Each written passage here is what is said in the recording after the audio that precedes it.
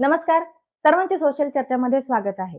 जुन्या चुका महाविकास आघाडीच्या अंगलटी येणार का? व्हिडिओला सुरू करण्यापूर्वी आमचे नवनवीन व्हिडिओ आपल्यापर्यंत पोहोचण्यासाठी चॅनलला सबस्क्राईब करा. महाराष्ट्रातील विधानसभा निवडणुका जसजशा जवळ येत आहेत तसतशा राजकीय वातावरण सुद्धा चांगलंच गरम होऊ लागले आहे. राज्यात महाविकास आघाडी विरुद्ध सत्ताधारी महायुती असा थेट सामना पाहायला मिळतोय. प्रत्येक गोष्टीवरून दोन्हीकडून खडाजंगी पाहायला मिळते. आरोप प्रत्यारोपणे महाराष्ट्राच्या राजकारणात रंगत आलीये. खास करून विरोधात असलेली महाविकास आघाडी सत्ताधाऱ्यांना वेगवेगळ्या मुद्द्यावरून घेरण्याचा प्रयत्न करते. छत्रपती शिवाजी महाराजांचा पुतळा पडल्याच्या निषेधार्थ काँग्रेस, राष्ट्रवादी काँग्रेस, शरदचंद्र पवार पक्ष आणि ठाकरेंच्या शिवसेनेनं मुंबईतील रस्त्यावर उतरून सरकार विरोधात आंदोलन केलं होतं. निवडणुकापूर्वी भाजपच्या विरोधात वातावरण निर्माण व्हावे यासाठी महाविकास आघाडी आरक्षण आणि इतर मुद्दे उपस्थित करून भाजप विरुद्ध आणि स्वतःला पोषक जसं वातावरण निर्माण करण्याचा प्रयत्न करत आहे. मात्र तरीही राज्यातील जनतेचा असा विश्वास आहे की काँग्रेसने महाराष्ट्राच्या हिताला कधीही प्राधान्य दिलं नाही आणि राज्यातील महान व्यक्तींचा अपमान केला आहे. सध्या जरी महाविकास आघाडी महाराष्ट्र धर्माचा दाखला देत महायुतीला कोंडीत पाडण्याचा प्रयत्न करत असला तरी महाविकास आघाडीच्याच काही नेत्यांनी जुनी वक्तव्य बघितली तर जुन्या चुका महाविकास आघाडीच्या अंगलटी येऊ शकतात असं बोललं जातं.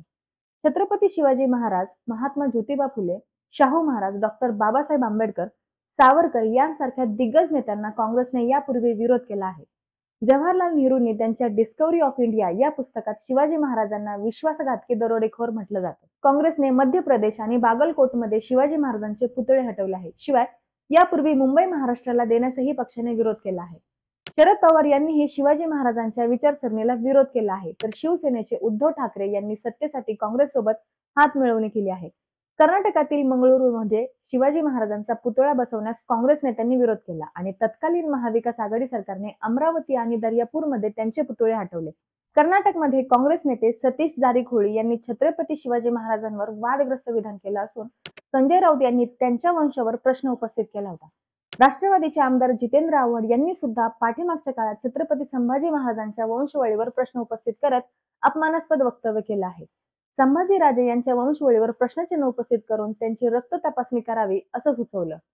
एमव्हीव्ही नेत्यांवर किल्ल्यांवरील बेकायदेशीर अतिक्रमणांना आश्रय देण्याचा आणि वक्फ बोर्डाकडून मोठ्या प्रमाणावर जमीन हडप करण्यास समर्थन केल्याचा आरोप आहे. जितेंद्र आव्हाड यांनी छत्रपती शिवाजी महाराजांबद्दल अपमानास्पद भाषा वापरून त्यांच्या महानतेवर प्रश्नचिन्ह उपस्थित केलं आहे. त्यांनी औरंगजेब आणि अफजल खानची प्रशंसा केली आणि दावा केला की शिवाजी महाराज त्यांच्यामुळेच महान होते.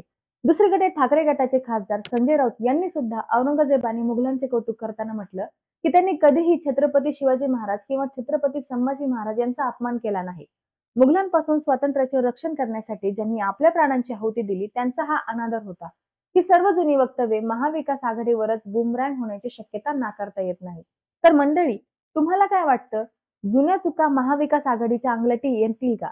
हे आम्हाला कमेंट करून नक्की सांगा. आणि जर तुम्ही हा व्हिडिओ फेसबुक आणि इंस्टाग्रामवर पाहत असाल तर आम्हाला नक्की फॉलो करा, म्हणजे आमचे येणारे नवनवीन व्हिडिओ तुमच्यापर्यंत पोहोचतील.